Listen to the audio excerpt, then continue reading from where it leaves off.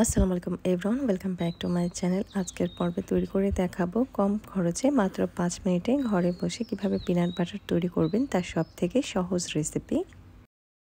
তো মাত্র 3টি উপকরণ দিয়ে এত সহজভাবে বাচ্চাদের টিফিনের জন্য পিনাট বাটার তৈরি করা যায়, এটা জানলে আপনারা অবাক হবেন। তো চলুন শুরু করা যাক। এটা আমি কিভাবে তৈরি করছি দেখে নিন। তো পিনাট বাটার তৈরি করার জন্য প্রথমেই লাগছে এখানে চীনাবাদাম। তো এখানে আমি 1 কাপের মতো চীনাবাদাম নিয়েছি। তো এখানে আমি 1 কাপের মতো চীনাবাদাম নিয়েছি। আপনারা চাইলে কিন্তু এখানে চীনাবাদামের পরিমাণটা বাড়িয়ে নিতে পারেন। তো চীনাবাদামটা আমি ডিপ ফ্রিজে রেখেছিলাম, তাই এটা কিন্তু ভিজা। তো এতে কোনো সমস্যা হবে না। আপনারা চাইলে কিন্তু সরাসরি বাজার থেকে কিনেও এই চীনাবাদামটা ভেজে নিতে পারেন। এখন চুলায় আমি ফ্রাই প্যান বসিয়েছি আর এখানে চীনাবাদামটা ভেজে নিচ্ছি। তো চুলার আঁচটা মিডিয়াম টু লো এর মাঝামাঝিতে রেখে চীনাবাদামগুলো ভালো করে ভেজে নিব। তো এই কাজটা লো ফ্লেমে করতে হবে। তো চীনাবাদামগুলোকে মচমচে করে ভেজে নিতে হবে। খেয়াল রাখতে হবে বাদামগুলো যাতে পুড়ে না যায়।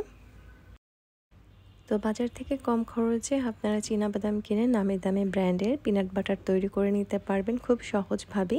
আর এই হোমমেড পিনাট বাটার অবশ্যই অনেক স্বাস্থ্যকর, তাই বাড়িতে অবশ্যই ট্রাই করে দেখবেন। তো একটু সময় নিয়ে লো ফ্লেমে আমি খুব ভালো করে চীনাবাদামগুলো ভেজে নিচ্ছি। তো একটু ভালো করে এভাবে নাড়াচাড়া করে নিতে হবে। তো অনবরত নাড়াচাড়ার উপরে রাখবেন, তাহলে চীনাবাদামগুলো খুব সুন্দরভাবে ভাজা হয়ে যাবে। তো চীনাবাদামটা আমি খুব ভালো করে ভেজে নিয়েছি। এই পর্যায়ে গ্যাস অফ করে এটাকে একটু চুলায় রেখে ভালো করে নাড়াচাড়া করে ঠান্ডা করে নিব। তো ভালো করে ঠান্ডা করলে দেখবেন এটা আরও বেশি মচমচে হবে আর এর খোসাটা খুব ভালো করে ছাড়ানো যাবে। তো চাইলে কিন্তু ফ্যানের বাতাসে রেখেও ঠান্ডা করে নিতে পারেন।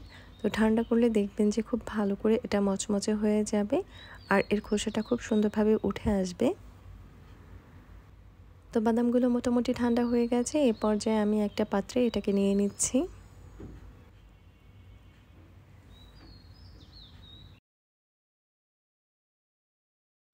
তো বাদামগুলোকে আমি সম্পূর্ণটাই বাটিতে ঢেলে নিয়েছি।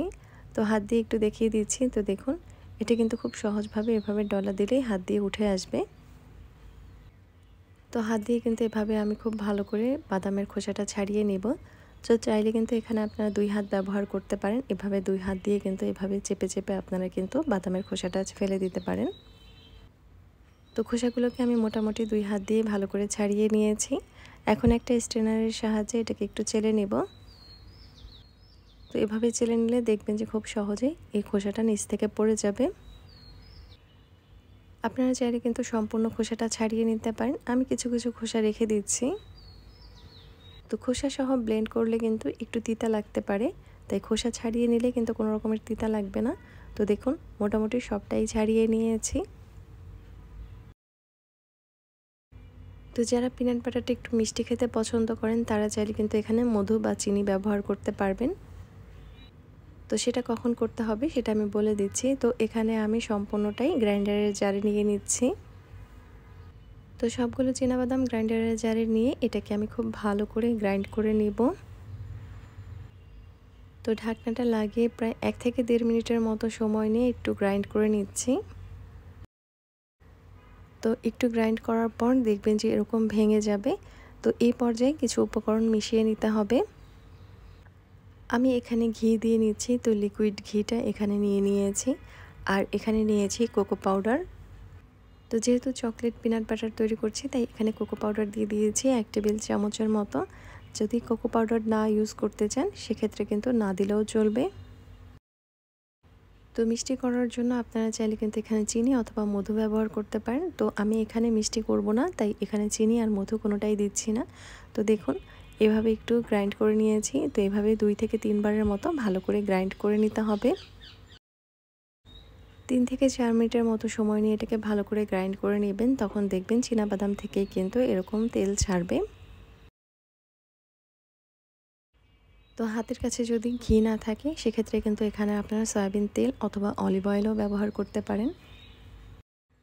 দেখলেন তো কত সহজে এভাবে আপনারা বাড়িতে হোমমেড পিনাট বাটার তৈরি করে নিতে পারেন। তো এই পিনাট বাটারটা খুবই স্বাস্থ্যকর, অবশ্যই বাড়িতে একবার হলেও ট্রাই করে দেখবেন। তো সকাল বিকেলের নাস্তায় প্রতিদিন 2 চামচ পিনাট বাটারই যথেষ্ট। এটা বাচ্চাদের ব্রেন ডেভেলপমেন্টে খুব বেশি হেল্প করে। তো এর গুণাগুণ অনেক বেশি, অবশ্যই বাড়িতে ট্রাই করে দেখবেন। সকাল বিকেলের নাস্তায় এটা হলে আর কিছুর প্রয়োজন হবে না ব্রেডের সাথে। তো যত বেশি মসৃণ করে তৈরি করতে চান তত বেশি কিন্তু গ্রাইন্ডারে খুব ভালো করে এটাকে গ্রাইন্ড করে নেবেন, দেখবেন খুব বেশি মসৃণ হবে। তো এটাকে আমি ব্রেডে একটু লাগিয়ে পরিবেশন করছি। আপনারা কিন্তু আপনাদের পছন্দ মতো এটাকে পরিবেশন করতে পারেন। তো পাউরুটি ছাড়াও চাইলে কিন্তু এটা আটা রুটির সাথেও সার্ভ করতে পারবেন। তো আশা করছি আমার আজকের সহজ রেসিপি আপনাদের সবার কাছে অনেক ভালো লেগেছে।